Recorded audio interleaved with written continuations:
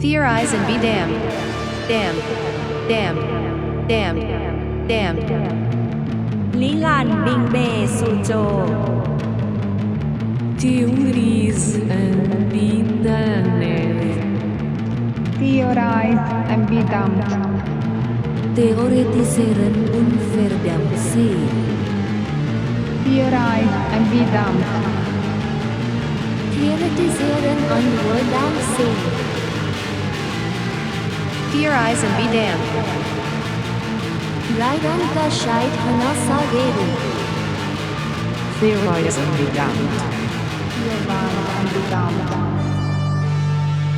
Theorize and be damned. Theorize and be damned. Welcome back to Theorize and Be Damned, the podcast from Revol Press. We've got two guests today. Mike Watson is the founder of Revol Press. He's a critic, a philosopher, and the author of several books, including the topic of today's show. We'll be discussing Hungry Ghosts in the Machine, Digital Capitalism, and the Search for Self. He's also the author of The Meaning of Mark Fisher, Towards a Conceptual Militancy, and more. And we'll be exploring these themes today from Mike's book, including addiction, spirituality, online shitposting, and much, much more, with help from a very special guest. Please welcome to the show, Eliot Rosenstock. Eliot is a psychotherapist with a focus on integrating Hegel, Zizek, Freud, and Lacan into the theories of psychological and ethical egoism. He's also an author as well of the books Zizek in the Clinic and The Ego and Its Hyperstate. Guys, welcome to the show. Hey, thanks for having me on. I would say, but it's my podcast, I think. It's the Revol Press Theorize and Be Damned podcast, but we have a new setup where we have Bram introducing, okay? Just because I'm so flat when I introduce, because I gave up putting on a mask or a front, and then I realized I'm just too flat in real life, but I don't put on a front. So that we have to have Bram do the intros because he's a bit more lively, and he is. If I can bring some game show host energy to the table, I certainly will. Yeah. Okay. So yeah. So this is the podcast of Revol Press. So I can just say a couple of words on Revol Press, which is a publisher, which is set up, I mean, to do a number of things, I guess, to give the author a good deal. That's something we're trying. So we're trying to really have good dialogues with the authors and give them good royalties. And then just maybe veer a little bit off the normal kind of path that is, prescribed for the online theory left, of which we're kind of a part. So things are very materialist there. And so we're kind of branching off into other things, although we've got a few books out that are quite, solidly socialist materialist. But my book certainly gets onto like the spiritual, and we've got other books coming up like Adam Tell's Capitalist Futurism, Art and the Working Class, which is again pretty solidly materialist, but it's getting into art. So not many of our group talk about art in that way, and Adam Tell's actually an artist. So that veers a little bit from the normal kind of like straight down the line Marxist-Leninist stuff that we often deal with. So yeah, that's why Revol Press exists. It's actually co-founded with Dan Malo, who's a immigrant lawyer and author in the US, and we're having a little bit of a shift around. So it was US based, and it's going to be Finland based. I'm actually taking it into my hands entirely, although I have several helpers, but it's going to be a Finnish-based company. So that might bring a whole new element because there's lots of funding in Finland, but likely for Finnish projects. So we're going to see, we might end up putting out some of the best Finnish theory of the last decades or something, but we'll still maintain what we're already doing. Anyway, that's enough about Revol. So we have Eliot here. Eliot, how's it going? Yeah. Going well. The introduction, like, I sound super like sued integrating like Zizek Lacan here. I think like what I would like to write for Revol Press to make it like really simple is just integrating philosophy and critical theory into psychology. And I feel like one of my thoughts about things that people are good at, I feel like people have to be kind of like hurt by something and then they can write what like really well about it and like become obsessional about it. So I do try to like, you know, I do try to write about psychology and clinical psychology in a way that improves it somehow. So that's like that's a simpler version versus like integrating Hegel, Lacan into psych. It's all there. That's all the like, that's like the, what is it? You call it like the technical manual, but like that's, I think that's another way to put it. But also, I think why we wanted to bring you on today, Eliot, was to, you know, get some of your insight from clinical psychiatry and from psychology into the themes of Mike's book. So maybe that's a good place to start. Is like, maybe you could give us some of your impressions of the book. Yeah, I mean, I think that psychological egoism book, in terms of, and a lot of my conclusions, is ultimately like we assist in individual therapies, how like basically we're working with someone about how to make rational self-determinations, right? Which this is like the kind of Hegelian idea. But then I think in Mike's book puts into question, where does addiction come in, right? If you're making rational self-determinations in a kind of addicted capacity, or, you know, your drive is captured by various kind of algorithms, exactly what does that mean? So what is it? That was my kind of, I wrote a bunch of notes, but my kind of conclusion was like the triad is rational self-determination, antithesis, addiction negates self-determination, and then the question for the third thing is, what is the secret third thing? Is it socialism? Is it philosophy or wisdom? Is it individual, interpersonal, structural, some systemic version? The secret, like all three of those. So I think that was my takeaway from Mike's book. Yeah. Yeah, thanks. Yeah, I mean, I think that's a good observation. Yeah, so there's some kind of basic insecurity, resulting depression, anxiety, neurosis, psychosis, you name it, but all of us have one of them to some degree. And a lot of this arises from just our inability to accept the conditions of existence, i.e., our short, often, you know, tragedy tinged lives, and we try and get around this by distracting ourselves with consumerist objects or substances. And digital capitalism, or the era of digital capitalism, has really sped up this process of feeling fearful and then satiating that desire for comfort, but then that satiation wearing off. So it's this kind of cycle of this addictive cycle of satiation and then kind of a come down and then doing the whole thing again. This is happening at an incredible rate all the time, and it's happening on platforms, but I think it's happening generally. So it's kind of seeped into our everyday life. So we don't really expect anything to satiate us for more than a few seconds, and this is very dangerous. And then what we end up doing, feeling, you know, really, well, you know, feeling anxious as a result of the cure that we've tried to self-administer. So actually, what's called, isn't it, iatrogenic illness? That's a kind of medical induced illness. So we feel already anxious. We try and plug that through online activity. That doesn't last long. It kind of makes us, you know, some degree neurotic, because we keep trying to reconsume and it never works. It never completely comforts us. So then, feeling kind of nervous because the internet made us nervous, we then go back to the internet to find a solution for that. So you have this kind of double negative cycle going on. So that's what the book talks about. So then the thing is, well, what do we do then? Well, if the root is that we're essentially anxious at the conditions of existence, maybe we need to be more accepting of those conditions, i.e., we need to be less frightened of nature, as the great German philosophers would have it. but this fear of nature doesn't really do it for me. And anyway, I know what they really mean is death. So, you know, when you have like the subject is fearful of the natural object, we're not fearful of trees or even lions, you know, or, you know, whatever, volcanoes. We are fearful of those things, of course, in certain circumstances.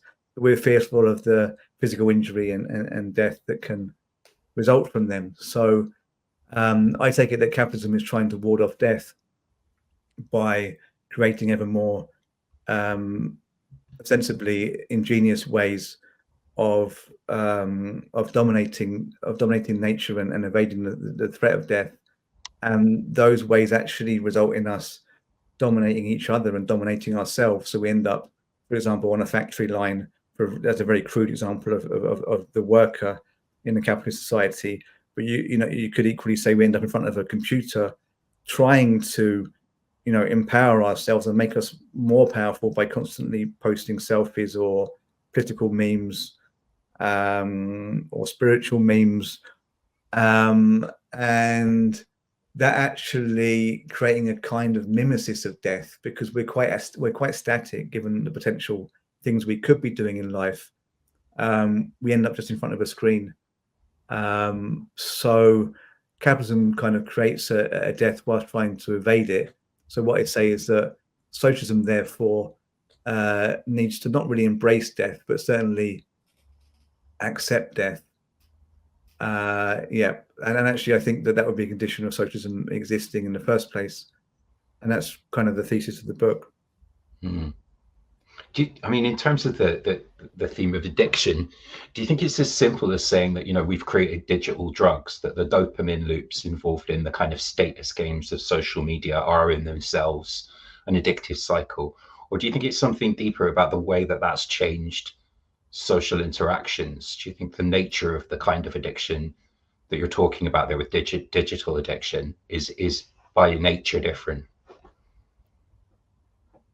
I'm not sure it's different. I think it's just quicker, and then the kind of the bind is that we often go to the source to get us out of the problem that we've created. So it actually is the same with drugs and alcohol. So you feel bad, so you drink. You feel worse, so you drink more. And it's similar online. So you feel bad, so you try and you try and make friends online. You try and get more popular online. That doesn't really satisfy you. Okay, so for a while it does. So suddenly you have 100, podcast followers or whatever, or listeners, and then you're like, well, how can I ramp that up again?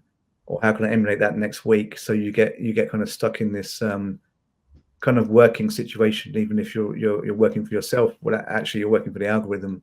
So even if you're doing something that should be emancipatory, and should be solving some of your problems of perhaps loneliness in your own town, where you can't find anyone to speak about, Adorno with or Lacan, but then you still feel somehow at the end you still feel empty and lonely and unsuccessful. So then maybe you end up going online again, thinking, well, this isn't working, so I'm going to start learning how to meditate online, or start seeking kind of spiritual solutions online. So you get into that trap even more. This also applies to people who aren't as online, because I think this behavior has kind of filtered into society so much that even if you weren't very online, you'd be dealing with people who were, to such an extent that your life cycle ends up being caught up in the kind of algorithmic cycle. Yeah, I mean, I also think that all of these things surely exacerbate, general mental illness and therefore addictions aside from the online ones. So, consumerist addictions and drug addictions, romance and sex addictions, they are, I would think, exacerbated in the internet era. But I guess that Eliot might know more about that. Yeah. What about you, Eliot? Are you terminally online? Am I terminally online? I'm deceased. I'm past terminally online. You want to see something that maybe, Mike, you'll appreciate? Speaking of mindfulness online. Okay, nice. Yeah. It's my mindfulness bowl. As a psychotherapist, I do online Yeah, well, just for the people who are not Online watching therapy. on Oh, right. Eliot is, what are you doing there? You're hitting a. I'm hitting. I got this mindfulness bowl in Haarlem, in the Netherlands, Haarlem, with 2 A's, and I hit. There was about 35 mindfulness bowls that you could choose from in this mindfulness store, like to be extra mindful. So I spent about 20 minutes hitting them, and found that this was the one that sounded least like hitting a pot and pan. So there. Is that a thing you can just hit, or can you like swirl that stick? Oh, you're supposed to swirl this. You're supposed to have like a, but I feel like I don't want to. I don't. I don't want to act like I feel like if I do use these things, the way that I use them is somewhat, you could say, postmodern, insofar as I don't want to give the illusion that I'm like some type of guru, or I mean, it's a real kind of Buddhist item that's been turned into a secular Western therapy item, right? So it has a kind of unique thing, and I feel like me hitting it with a pen is like more appropriate than. Also, I do say to some people, I say I get the rapport is such that I'm not doing dialectical behavioral therapy, but I say you get one guaranteed mindfulness bowl and one free express chakra alignment, where you put your finger in front of the webcam and go, chakras are aligned. There you go. Oh, chakra. Chakra. But I mean, in terms of the bulk of the therapy, like I said, is, people being located within their place of their work and their relationships and their economic situation. So some people do need like learning, the basic kind of DBT skills and grounding techniques. But I find the problem with that is it doesn't teach you how to develop concepts. And this is like the major flaw in kind of modern therapy. Even kind of contemporary trauma therapy, like cutting edge trauma therapy, is all based on somatic therapy, which is, very evolutionary psychology. Deers were observed. They were chased by predators, and then they started shaking. They were like, oh, that calms down deers when they're chased. So we should be of the body. And, sometimes you can't think problems through. Which is good if you don't know how to think in the first place. So like, I'm glad that modern therapists if they tried to teach people how to think, they would just like kind of reproduce dominant ideological forms, are doing somatic therapy, and it probably is better. But I would say even better is teaching people to develop concepts themselves from their own kind of subjective position. Right, which I think is like, that's what like therapy is really, really not good at as a kind of general ideology, I would say. Yeah.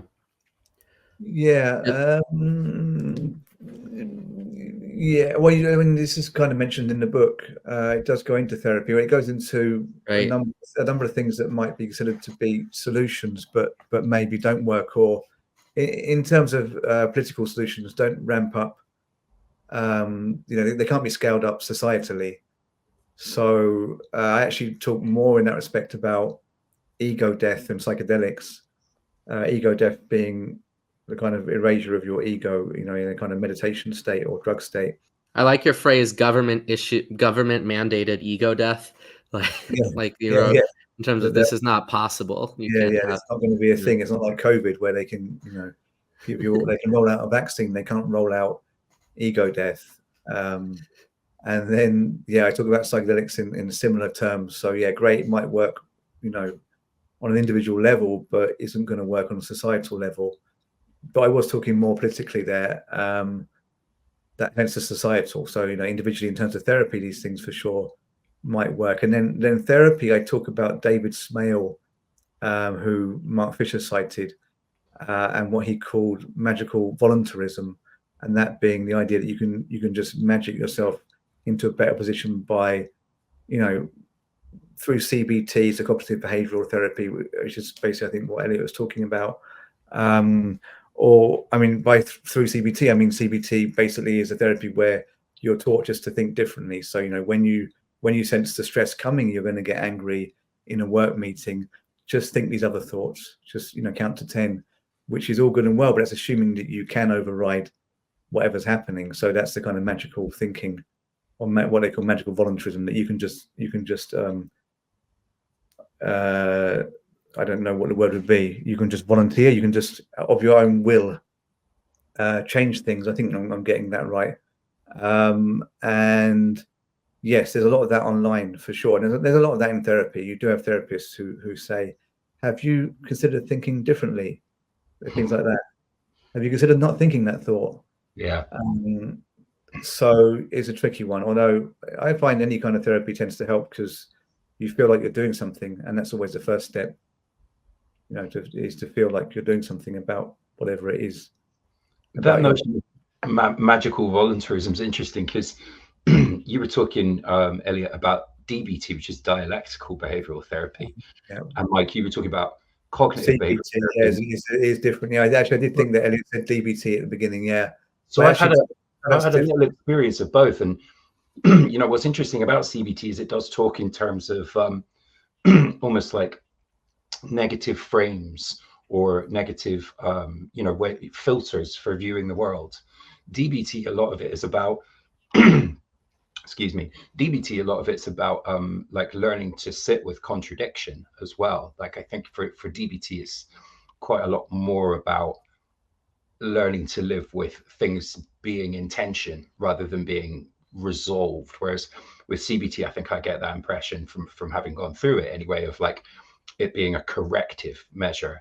Do you think I've got the definition between the two roughly right there, Eliot? Yeah, I would also add like DBT is very much focused on the idea that you can't think away the problem. You have to use opposite action, or a grounding technique is like the main idea of DBT. So it's the way it's pitched, CBT and DBT are both kind of commonsensically known as these are the empirical modalities, aka these are the things that work. Right. Of course, there's lots of meta studies that prove psychoanalysis work, but like the common sense of the average therapist is like CBT and DBT are the ones that will be accepted pretty much in every single therapy clinic around the world. So yeah, I mean, it's funny because now you have mindfulness CBT, which is DBT. So like, I feel like there is a question of like categorization, and you do get essentially, I think you're getting kind of a symbolic decline of both. They're both kind of like integrating into each other to a large degree at this point. Yeah. And what is dynamic therapy? Psychodynamic therapy. Well, the idea of psychodynamic therapy is it integrates a theory of psychoanalysis. So that can range from like attachment theory. So which I don't particularly like, but some people like understand themselves. I don't like it for the same reason I don't like archetypes, which is to say it takes this kind of prefabricated concept and it applies it to somebody's life, and you get to find what color is your parachute. So there's a lot of what I would call intermediate concepts in therapy, which is to say like ultimately the goal for me is like there is no abstract concept that is higher than the concrete reality of a person's life. I would like, in terms of like applicable for therapy. So I would say the way I think of it is ultimately we're assisting somebody through different concepts and skills to get into the concrete content of their life and into the process of rational self-determination in relation to the concrete content of their life, or and I think there is a question there, just like to play antithesize me, like in kind of Mike's book, which is like, what is the value of like giving up like nihil bound and like trying to not do this. But I think like as a therapist, I find myself constantly using the positive forms of dominant ideology and redirecting it in some way. So in terms of psychodynamic therapy, just for example of exactly that, I do online therapy with people, and I do a dream analysis group. So this is kind of this is a bit different. And so the idea is you're using the theory of the unconscious, which is to say you have an understanding beyond your understanding of your understanding, and you're writing down your dreams.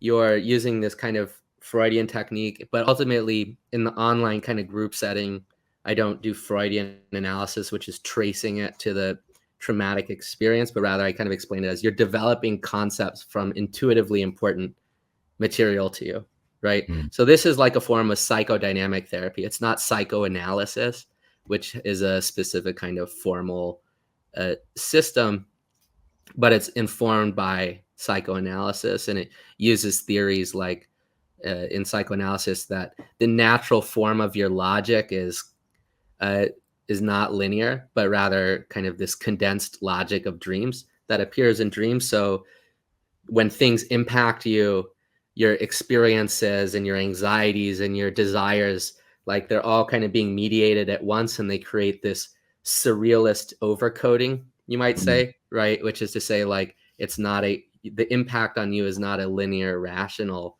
kind of thing. But ultimately developing concepts is like rational determination from this kind of natural state of the psyche. So this is a psychodynamic theory, right? But when you do that, you're not yet saying anything about, maybe you've noticed, and people have noticed this in Freud, you're not doing social critique or locating subjectivity in a kind of broader social sense. But that's an example of psychodynamic therapy. Right. Yeah, Mike, I mean, like one of the themes in the book is to try and explore the possibility of an anti-capitalist conception of well-being, right? So do you think that there's anything still slightly problematic about that pipeline of like mindfulness, wellness, and even perhaps, we could say therapy as being like a pipeline back to capitalist productivity? Do you think that's still something that's very problematic? Yes, yeah, I do, because they're things that often rely on purchasing things, or it's certainly put that way to us, that if you have this, like Eliot's bowl, Buddhist prayer bowl, however you would call it, that he just played earlier, you want to get that thing again. Yeah. this that it has its meaning in the Buddhist tradition, but then it becomes a commodity, and then if you add to that the internet algorithm, and then all kinds of online cures, or wellness programs, definitely that this is all highly commoditized, so it leads us back into capitalism. And that was certainly a consideration in the book, where I talk about online spirituality and the highly kind of competitive way that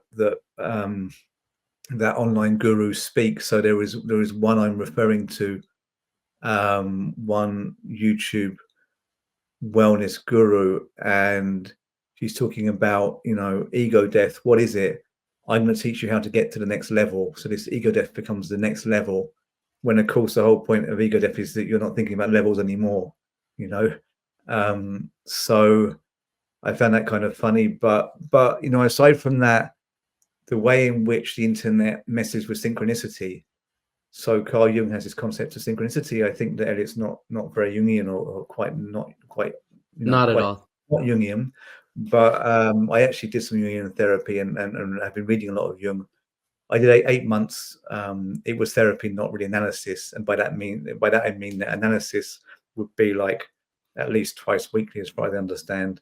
And I was seeing this analyst every 2 weeks.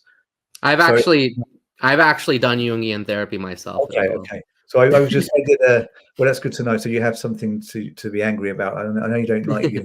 But so I did 2 weeks. So it was therapy, but with a Jungian twist. So we went through dreams and things, and synchronicities.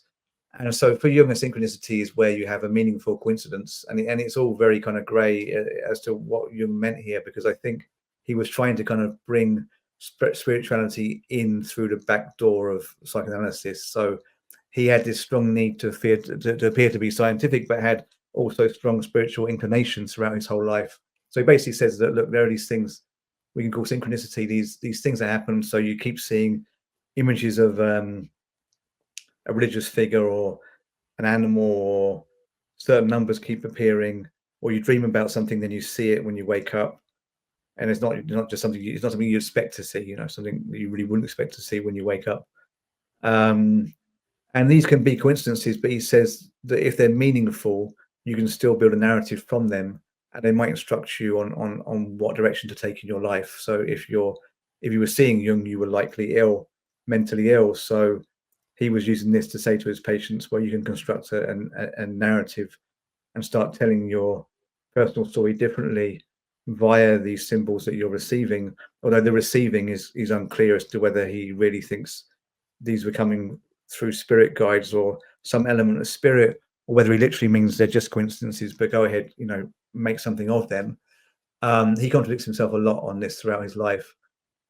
But, I think we can look at it completely materially and say they're just coincidences. And the internet can really mess with those, because if you see something and you want to know the kind of significance of that thing, so there is a whole kind of interest in numerology. So there's significance of numbers. So if you see a number form again and again, say a famous one is 1111 or 1111.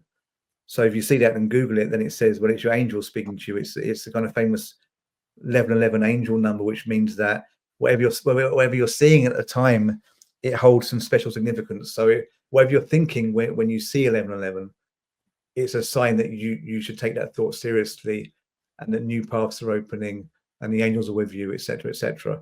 So obviously we can write this off. I'm sure most people who are listening will write this off as some kind of fluffy, hopeful, spiritual madness.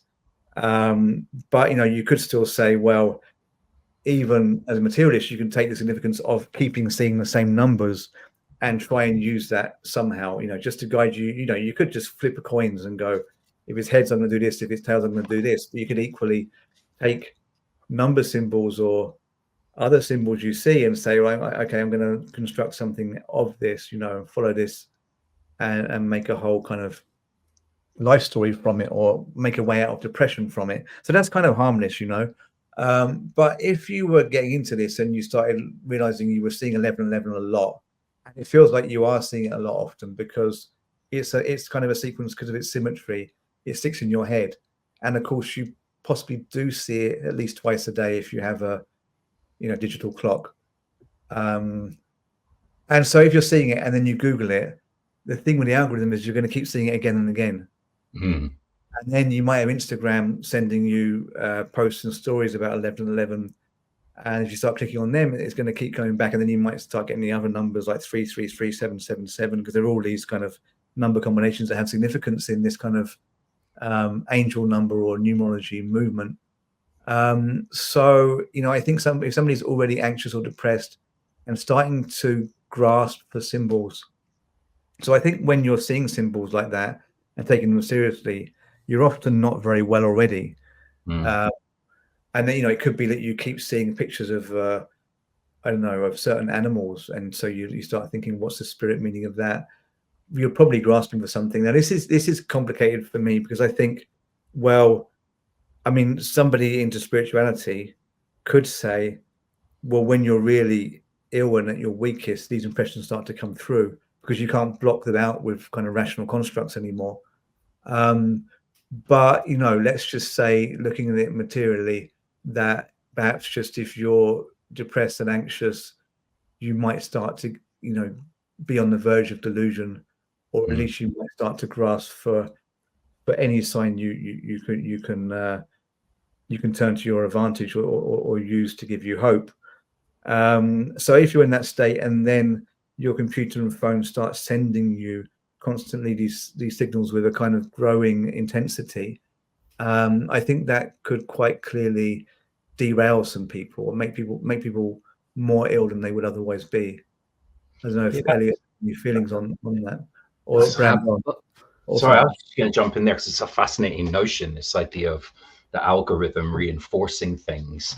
That makes absolute perfect sense. It makes me think of that book, The Secret by Rhonda Byrne. Like that's very, very popular. Lots of people kind of adopt that methodology of, setting intentions, sending them out into the world. And I mean, in some ways, that system, although it's quite light touch, is not dissimilar to chaos magic and Crowley-esque magic. The idea of like summoning up a demon to do your bidding or carry out your will. And you could see how the algorithm would reinforce that too. If you're trying to set an intention, then you're going to be, like Mike says, Googling things that relate to that. It makes me think that there's like maybe a slightly porous border or a gray area between useful systems for thinking through, what you want to get out of life, where you want to go, magical thinking, and these systems that attempt to kind of reintegrate us back into capital. Yeah, do you have any thoughts on that, like genre of self-help or trying to like structure your own way out of things using this kind of numerical systems or angel numbers or tarot or Yeah, whatever? can I just say one thing is that, yeah, if I can just say one thing is that these things are rarely ever sending you down an anti-capitalist or socialist No. path, sending you down a revolutionary path. So they tend to be a distraction from that. So people who are mentally ill, perhaps caused by their relationship to work and to capitalism, rather than developing a revolutionary consciousness, just get their minds screwed up even more by not very well conceived spiritual thinking. So I would say that that's the case. But then, Eliot had something to say. Actually, I think. Well, I mean, you wrote about magical volunteerism, right? In terms of this, which is the double bind. Just quoting Mike's book, but just the double bind between you can't, you can do anything, but also your subjective position is you're limited in quite a few ways. So what's so funny is there's a new pub that used to be called the Victorian here in Newcastle, but they changed it to the Three Brass Monkeys. And when you walk past it, you can only see one bright thing in pink, and it says you can do anything. Right? That's the one. As you like walk, it's like it's turned from like Victorian nostalgia into the same pub, Victorian nostalgia into new age. And the one message is like exactly this, which is like somehow this esoteric thing will make you do. I think like it's extraordinarily clear that there are different rabbit holes that can take you into psychotic thinking, self-destructive thinking in a basic sense. So even like kind of not even to like be as ambitious as to think of like a revolutionary subjectivity, just like a non-extremely self-destructive psychotic subjectivity, like yeah, I've gotten many people who either themselves or their family members have been taken down, a symbolic order of like one of these kind of magical thinking things, and they've developed the internal logic, which is not just their personal development, but there's information, the database, society of the database, right? It's out there in a database, these kind of informations which contradict and the different people discussing it. And they get a kind of quite robust system of psychosis, right? You could say. And if this is why I think dialogical logic, dialogical thinking, maybe I'll write that one down, dialogical, is like quite, I think it's quite necessary to start to be able to do kind of dialectic logic, which is to be or without jargon, to be able to understand the ground of thinking itself, the ground of what is rational, what is the limits of empirical thought, what is the limit of rational thought. I feel like this is out there in the history of philosophy, but it's not in psychology. And that's not good, actually, because people should if somebody understands the limits of empirical data and somebody understands the limits of rationalism, is that same person going to go psychotic from angel numbers? I would say probably a lot less likely, although Nick Land is making a strong case that you can, in fact, do philosophy and be psychotic from angel numbers, right? I don't know actually about him and numerology. Does he go His into numerology? 333 is his that's his angel number and so on. And he has okay.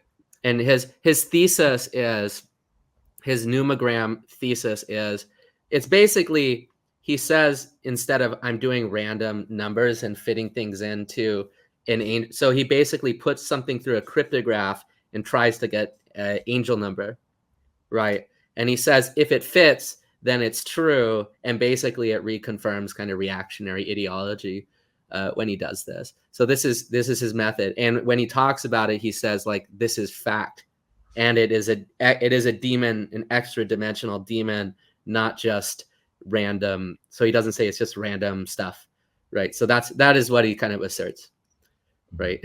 Which, it's interesting. But if you start overlaying rationality to an already bonkers system, then you can surely probably construe something that sounds logical. But the thing is, maybe to start out with logical or something logical, not just to impose it. Because I'm not really convinced by whatever that is. Well, I mean, you shouldn't be, because it's clearly, in a very basic rational sense, is it's nonsense. But so the question is the problem is, if the antithesis, this is a major problem of today's society. If the antithesis is more logically sound, but too obvious and boring, then the thesis, which is psychotic, will get elevated socially and culturally, right? This is like you could say this is Trump. It's well, clearly he's a pathological liar. It's well, everyone says that. So it's just too boring to say he's a pathological liar, right? It just doesn't cut through in the same way. Yeah, exactly. It's not as jouissance producing. I think that I think there has to be an element of grounding with everything, and I think it's not enough to just be grounded, because whatever that would mean, I think, would be really boring, and you would miss any kind of creative spark in your life or in your work.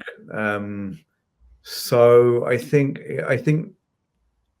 okay, if people want to entertain spiritual ideas and incorporate them in their lives, I can't see any objection to that. I mean, there's an interesting story here, actually. I talked about it on a podcast recently, so I'll try and kind of give it a slightly different angle. I don't know if you know about the God helmet, which is a kind of magnetic helmet that sends magnetic waves around your head. It's made by a guy called Michael Persinger. He's a scientist, and he actually found that you could activate this helmet, this kind of electromagnetic helmet that people would wear in a laboratory situation, and you could evoke spiritual experiences in people. And nearly everyone who puts on this magnetic helmet, they end up feeling something, like a presence in the room, or a connection with God, or that there's a ghost somewhere in the room. And basically it's a simulation of the frontal lobe. And so Persinger says that this works on nearly everyone, but it didn't work on Richard Dawkins when he went to try it out. Richard Dawkins is a big anti-God guy. But Persinger said that everyone fills in a questionnaire before they put the helmet on, and that Dawkins scored on the questionnaire as being unable to have or entertain a spiritual experience. So his susceptibility to spiritual experience is virtually zero. His brain just doesn't work in that way. And what Persinger also said is that basically he doesn't think that he's disproven the existence of spirit or God. He wasn't setting out to do that. So he's completely neutral on this. He just says he's found the mechanism through which it enters the brain, or perhaps he's either found the mechanism which creates this falsely, creates, you know, false spiritual experience, or he's found the mechanism through which these enter, the mechanism that kind of ignites in your brain when spiritual experience is happening. So the physical experience concomitant to spiritual experience, which he says would have to happen anyway. There has to be a physical correlate to the spiritual experience that you're having, if you have them, because we're physical beings. So the fact of chemicals going off in the brain and always being the same regions of the brain, the same kind of chemicals when you have a spiritual experience, when people have spiritual experiences, doesn't disprove spirit. So I think that really helps us out when having this kind of conversation, because of course we are material beings, and you know that's not being disregarded by people who talk about spirituality. But it can be disregarded. But I think if you're going to talk about it sensibly, you don't have to disregard that there is there's always going to be a physical correlate to the spiritual, and actually the spiritual is just the physical that we haven't yet identified the kind of material mechanism behind. So I think often we kind of get into talking about spirituality as being an issue of being logical versus being insane, or material versus some other not material thing. But yeah, it needn't really be like that. So I don't really have so much of this concern of what is sane and what is not sane in terms of, you know, as terms of spiritual conversations or conversations about the spiritual or experiences around the spiritual. My kind of definition of the sane versus the insane is much more what's that doing to somebody. So, you know, people hear voices all the time. I never really heard voices. I mean, I say that I'm disappointed, but you know, you get people who speak to angels. Be careful what you wish for. Yeah, and you get people who speak to aliens or whatever. There's, you know, and they just hear voices that distress them. And obviously, you know, some people incorporate this badly, or have no capacity to incorporate this in a healthy way. So they're just delusional when they go along with the voices, and they end up then being sectioned or something. And other people just say, hey, I hear voices. Yeah, I speak to angels, and it's positive. And you know, the angels tell them to make this song or to go and play a gig in this venue or something. You know, and I've met such people. I met both kinds of people, and actually was very close to two at once. One who was speaking to one archangel and was suffering terribly as a result, and was going down the wrong path and being led to do stupid things by listening to this angel, and someone else who's listening to an archangel, a different one, but they're both of the four main archangels in the Bible. One was Gabriel, one was Michael, and the one listening to one of the two was having a very positive experience, and they were being told, you know, they were being led down a good path, and then they were processing this in a sane way. It's not actually that uncommon that people think they're speaking to angels or other beings. Joan of Arc drove the English out of Paris because she listened to the angel. Yeah, right? That's true. Yeah. That was very well documented. It's not just like the whole thing's just made up. I mean, obviously she ended up on trial, and then said, you know, there's records of her saying, yeah, well, I was speaking with angels. You know, what do you want to do about it? What are you going to do about it? And then they burnt her. But yes, this is a very good example. So I think, you know, when it comes to spirituality or religious belief, spiritual belief, what have you, the real kind of test is, what's it doing for you, you know?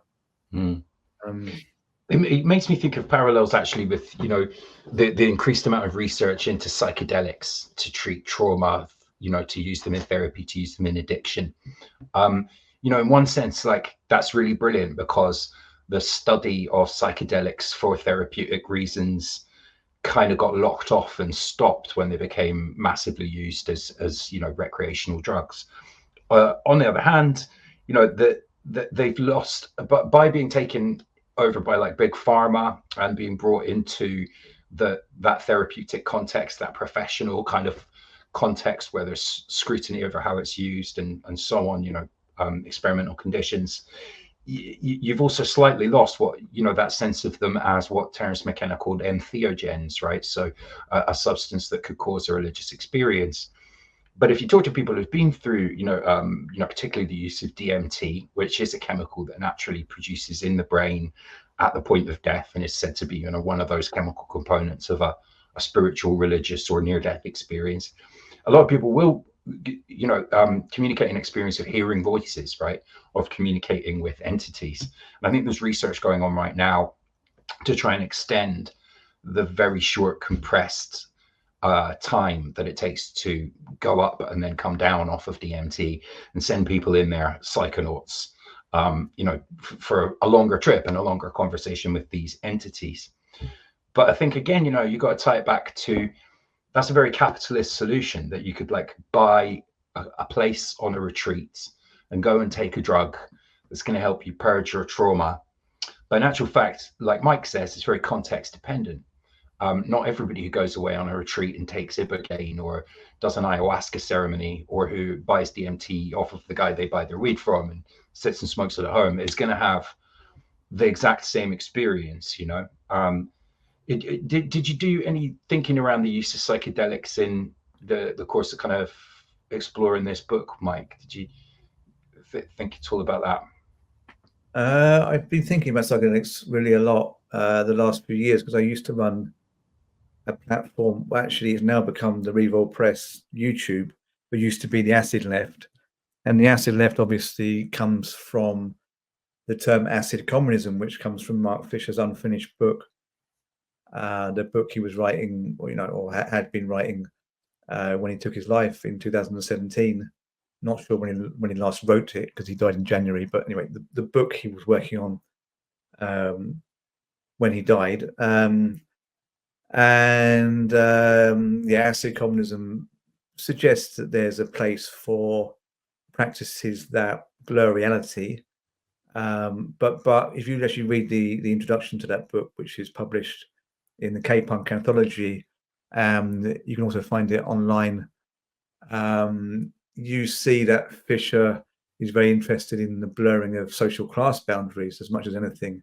He just suggests that the psychedelic aesthetic in the 60s helped to contribute to this blurring of social class boundaries and of one's position in society. So the act of taking psychedelics was not super important there. He actually talked about the limit experience, a term coming from Bataille and Foucault. And the limit experience, according to Bataille and Foucault, is something, it's kind of a destroying of your limits, a blurring of your edges, and a feeling at one with the kind of wider object. That can come about in various ways. So through drugs for sure, but also through spiritual practice and creative practice as well. So art making, for example, meditation. The Acid Left was very much into exploring all of those, but I didn't take any psychedelics at that period. Let's say I haven't taken anything for a long time. Whereas Adam Ray Atkins was much more pro to psychedelics. So there was kind of a dynamic where I would say, well, you can achieve it through all of these different ways. And that could be through art making, particularly. That's what interested me, because I'm very into the Frankfurt School, Adorno and Benjamin, and they talk a lot about art as being a way of blurring boundaries, of the self. And Adam would tend to bring it back to psychedelics, and it's fair enough. He would say that now. I don't know how he stands now with those things, because we stopped running the channel together, and then the channel ceased operating. I do communicate with Adam, but I haven't talked about that particularly. And I haven't talked about that recently, about how he feels about psychedelics now. I think they have huge potential for sure. I don't think they're a fix-all or cure-all, and they don't work for everybody. And one has to be a bit careful, because they can be harmful for people with psychosis. And a lot of people with psychosis will tell you that actually they quite like doing psychedelics. it depends on the individual. You would have, I mean, it's a question of are you lucky or not. Some people are going to take psychedelics even if they have nothing wrong with them and have a bad trip. Some people with psychosis, I think it could be really, it can clearly be really detrimental. I mean, even taking, even smoking marijuana now, there's such strong strains that can really destabilize some people. Although, you know, we would say that marijuana isn't psychedelic. It often is these days, I would say. It's so strong that it's become psychedelic. But yeah, can it be useful in the right conditions? Either you happen to be somebody who can handle it and you can set yourself on a good path. So people talk about setting intentions when you trip. So your intention is like what you want to get out of the trip, what you're trying to find out, what you're exploring. So some people can probably do that alone, but I think it's better to work with somebody who's experienced in tripping.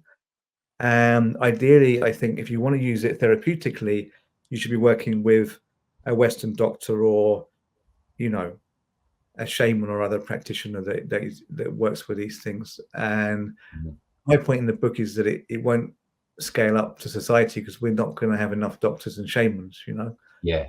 But as to whether you should do it, well, I don't think it's going to end capitalism's kind of monopoly on our thinking in terms of how do we deal with our mortality, how do we deal with our fragility and our fearfulness as humans.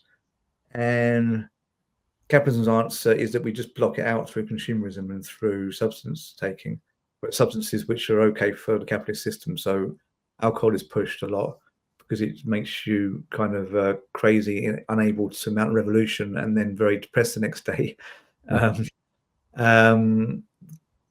So capitalism pushes those things. Psychedelics kind of pushes a different feeling. So rather than trying to dominate nature and the objects and people around you, you kind of feel at one with things. But it's a fleeting feeling, and people aren't together enough following that to then apply that society. So that becomes a political system. So I think, you know, to end the constant kind of fight we have with each other and with nature that is inspired by our fear of mortality, I think we need something much more than just tripping. I think we need to restructure society first before the tripping can become effective on a societal or on a social scale. That's why I believe. Yeah, that's interesting. Eliot, I wonder if you've got any kind of like concerns about the use of psychedelics in therapeutic practice. I certainly don't use psychedelics in psychotherapy. I know in terms of the current scene, first of all, many fads infiltrating and shutting down practices attempting to use like Schedule I drugs and things like this. I've heard from various people that like who are trying to like do something that it's very hard to not, as soon as you advertise, you're going to get like you know, the regulators or some kind of like you're going to gain attention, first of all.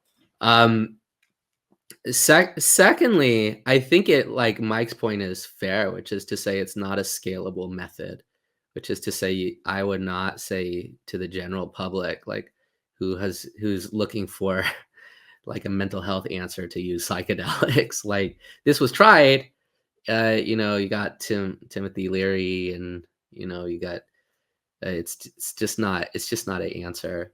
It's a way to throw. Psychedelics is primarily a way to throw yourself out of your the way you think normally, right?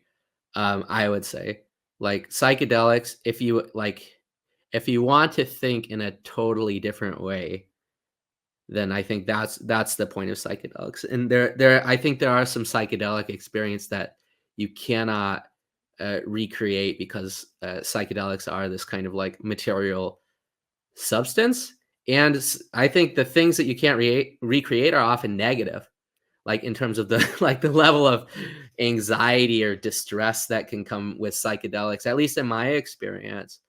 I think maybe I'm just an egoist because I do egoist theory, but my psychedelic realization is, oh, I was using that fucking thing. My ego, like ego death is like, oh no. So like it depends on like what your identity and your how you normally mediate things in a non-psychedelic state. But I would say psychedelics can be a way into compassion.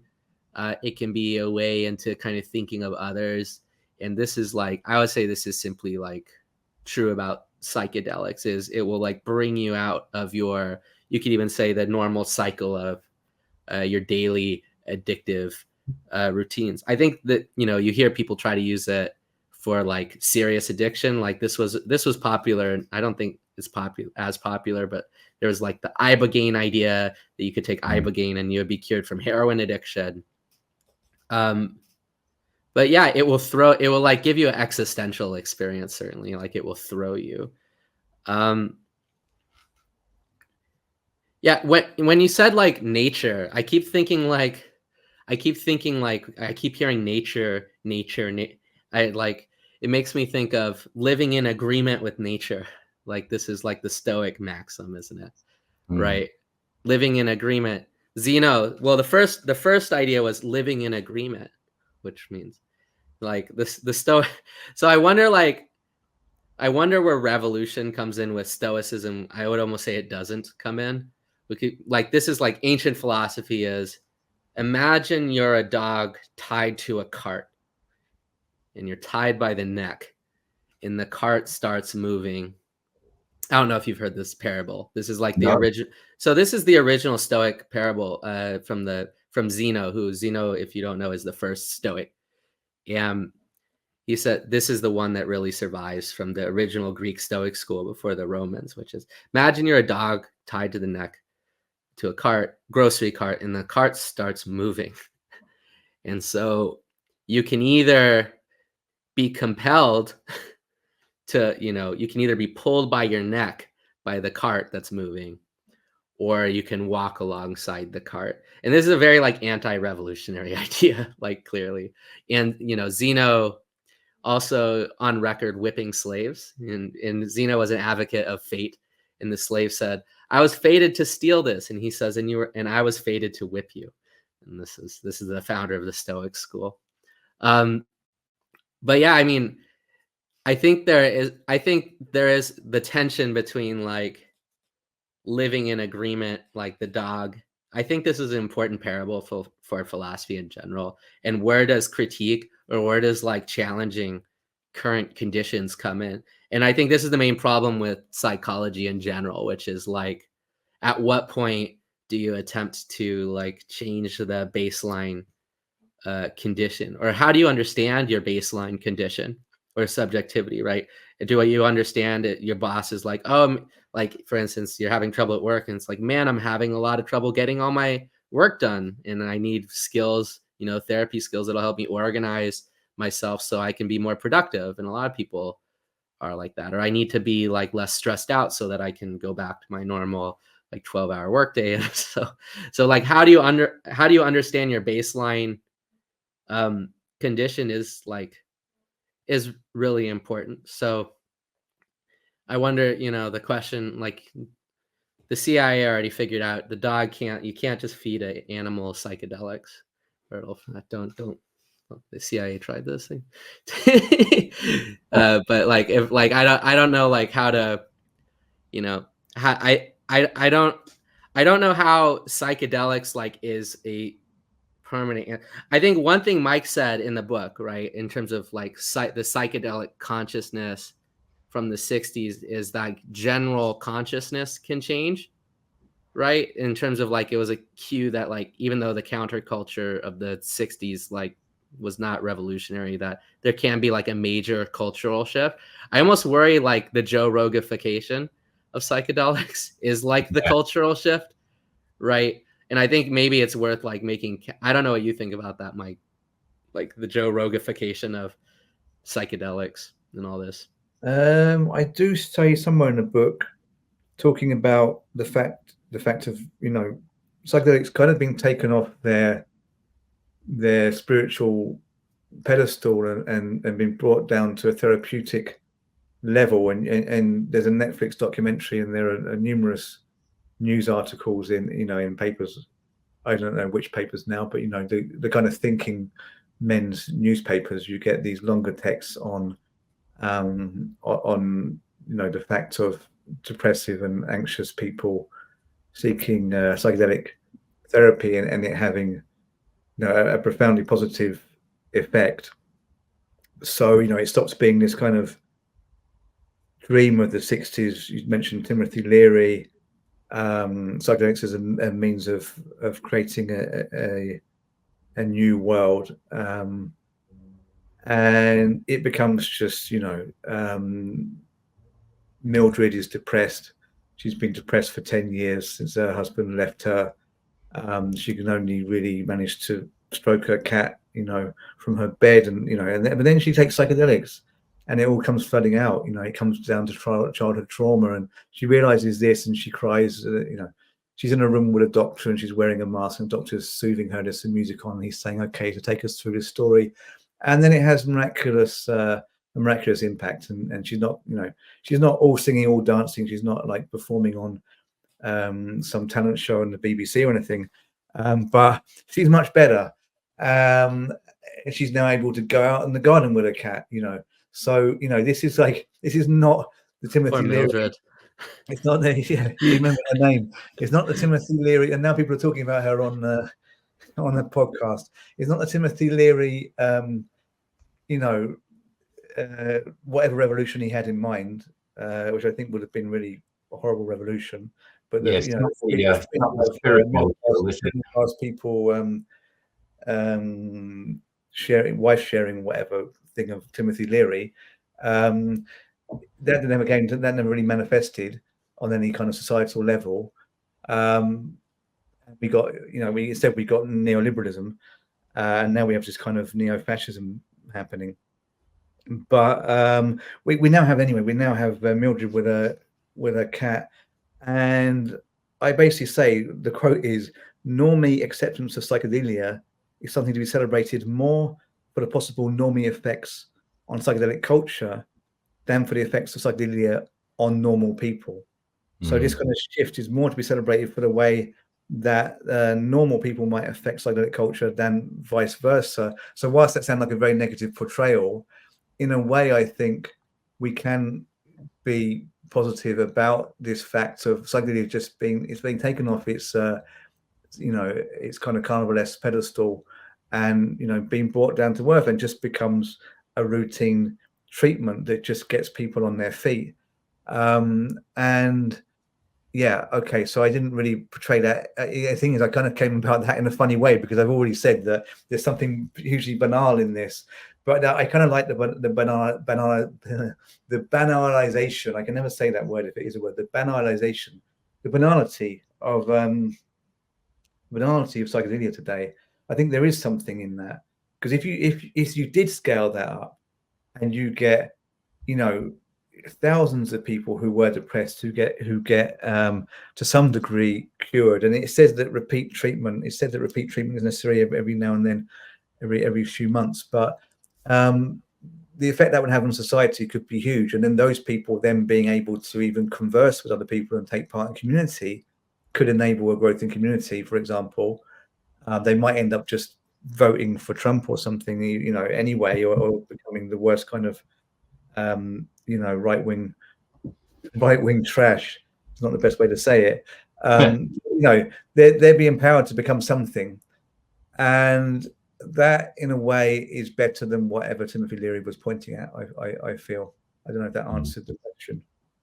No, that's really interesting. I mean, I think there's even efforts to chemically alter psychedelic substances to remove the psychedelic element but still give you the therapeutic benefits, which is the ultimate expression of that diet psychedelia.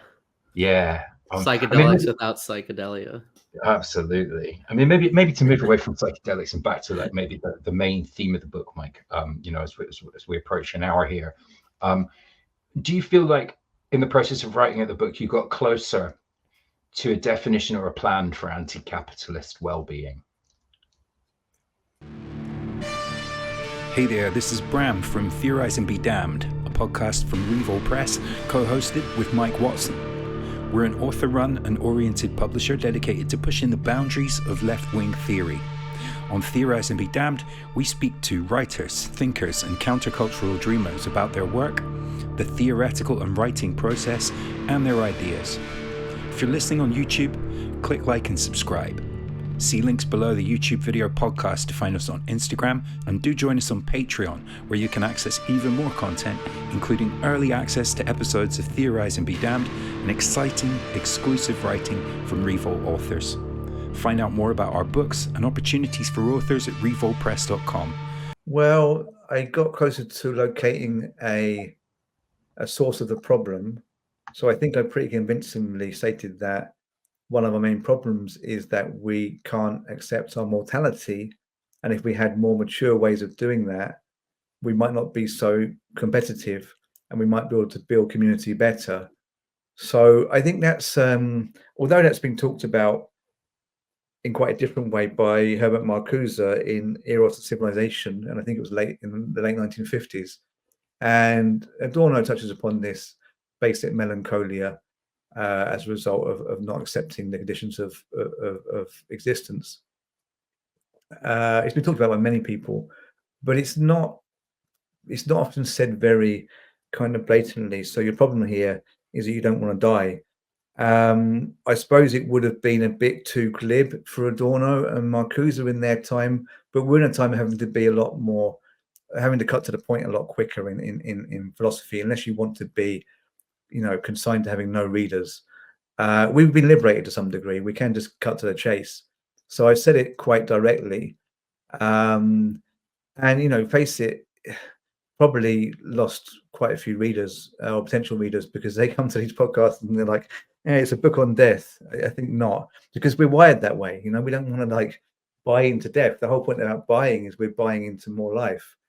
But I'm kind of pleased that I hit the nail on the head there, and I have kind of made this distinction between the death of capitalism as the death arising from capitalism because we try and pretend we're not going to die, as opposed to potential life that arises from a socialism because we accept that we are going to die. And I would stand by that. And I think the thing is, whilst it has this spiritual tendency, there's nothing I say there that's not materialist, which I have to emphasize, because I think some people, they read the very beginning and I kind of put off because I start with a Jung quote, but it's just a basic quote on how addiction arises from a spiritual thirst for wholeness. So addiction arises from our fragmentation or our emptiness. But yeah, I do talk about spirituality, but I don't say anything that is loopy or kind of woolly in a spiritual sense. I think that confronting the fact of death you couldn't be more materialist than that, really, unless you're saying confront the fact of death because it's a great thing because we're all going to go to heaven and be closer to God. If I said that, then that would be kind of wacky in our circles. But yeah, I mean, the main thing I was driving before, I mean, I don't really know. This death thing, it keeps coming back. Memento mori. Yeah, right? but I mean, it keeps coming back. I'm 45, and I lost a friend about my age. He's mentioned in the beginning of the book. Well, he's actually he's dedicated to him. Okay, so I have these lyrics from Pennywise's "Bro Hymn." And Pennywise have a song called "Bro Hymn," which is a hymn to one of their friends that died. Pennywise, the punk band. And then I have some lines from that song that are dedicated to James Self, who was a painter and activist who died tragically when I was writing the book. So that kind of I kind of got thinking about that. Then I was finishing the book in the winter time in Finland, and it's constantly dark and very cold. So I think the whole thing kind of conspired and came together. So I ended up having to deal with this issue of death. Yeah, so yeah, I mean, it became about that, but it became really about life. So these things are kind of dialectical. So I mean, clearly, so the thing is, can we accept death so we can really live life and as a community? That's really what I'm saying by that.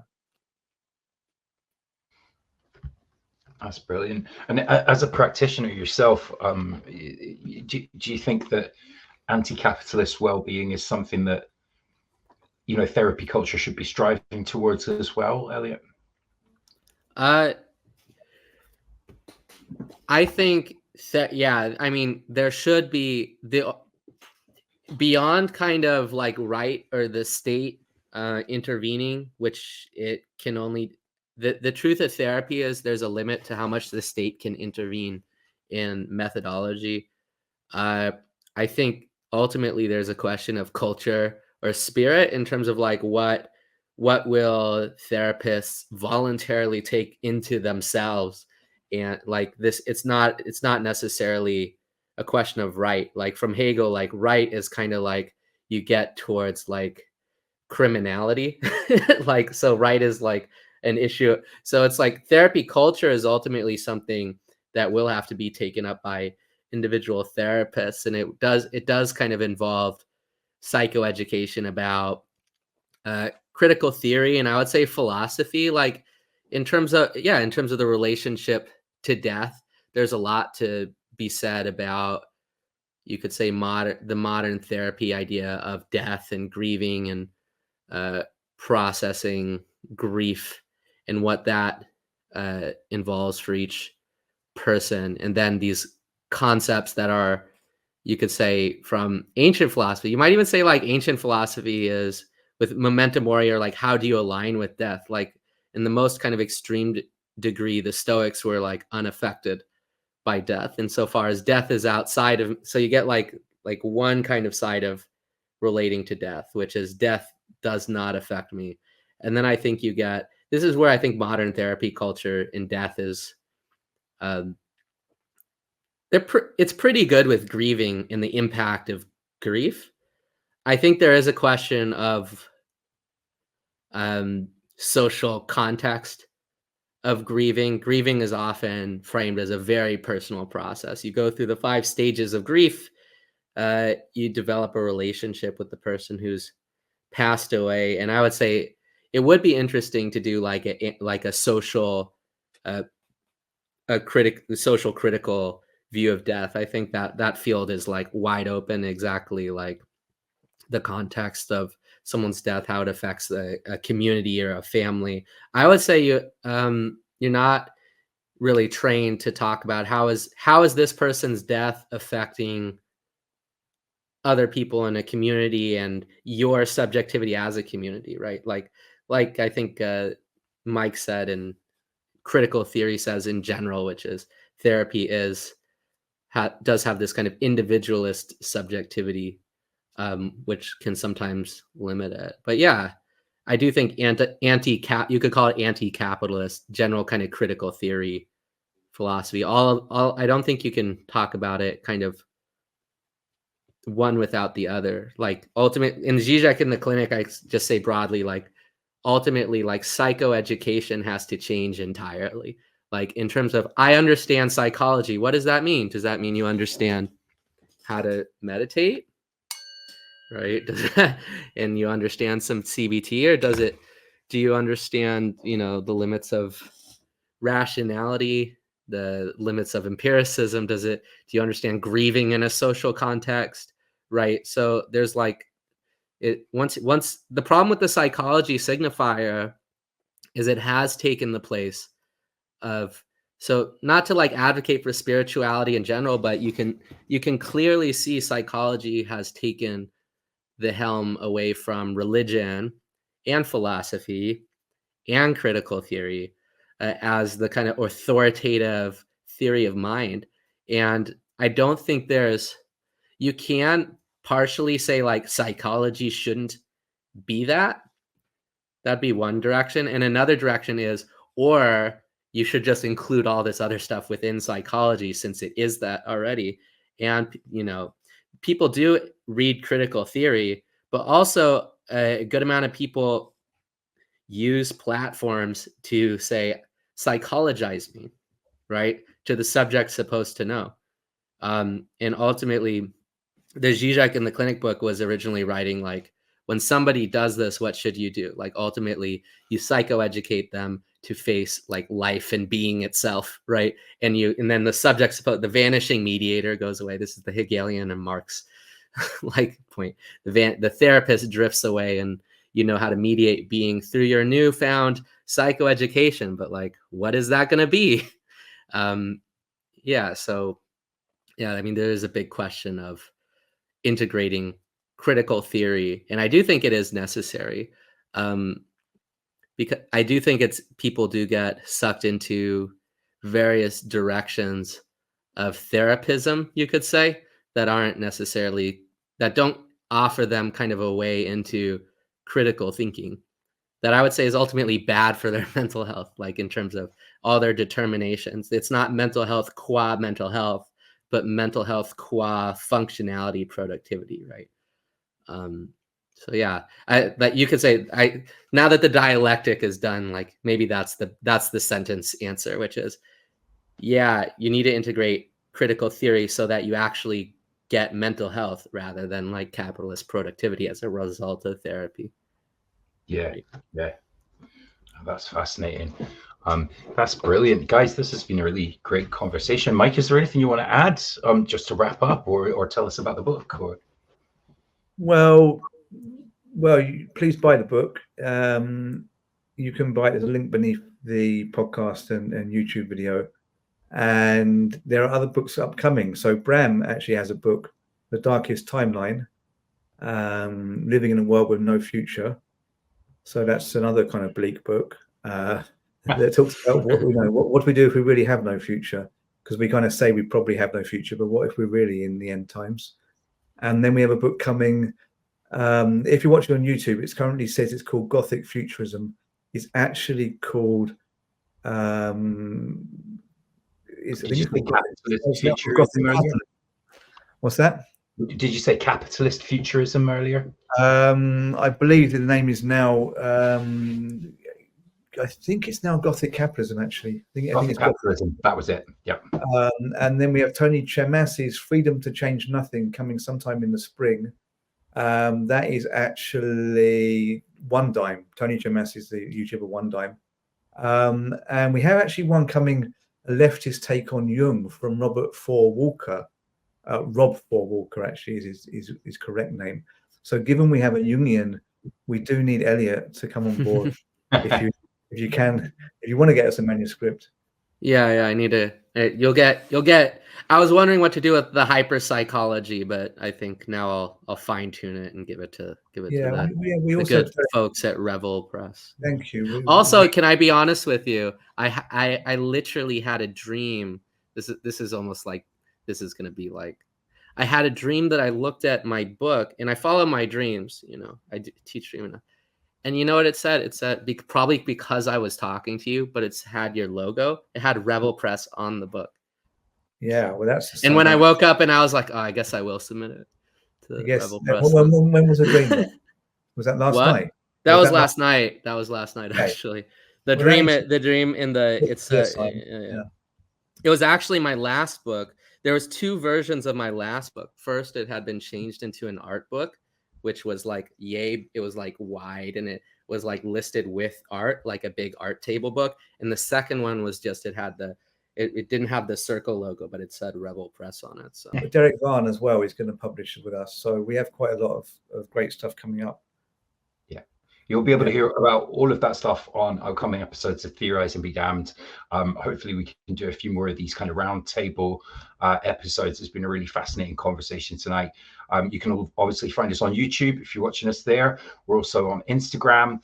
And if you do really want to support Revol Press and support the kind of new moves we're making in left-wing publishing, find us on Patreon, where we've got lots of extra content, and you'll get early access to episodes of the podcast, alongside some exclusive writing from other Revol authors.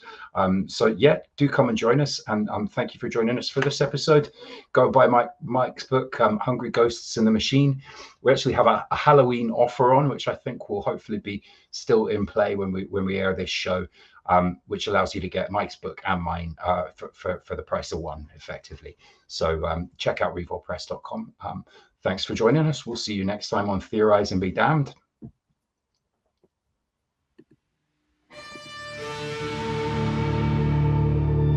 Theorize and be damned. Damned. Damned. Damned. Damned. ลิลันบิงเบซูโจ Theorize and be damned. Theorize and be damned. Theoretiseren und verdammt sein. Theorize and be damned. Theoretisieren und verdammt sein. Theorize and be damned. Reihenkeit hinausgehen. Theorize and be damned. Theorize and be damned. Theorize and be damned. Theorize and be damned.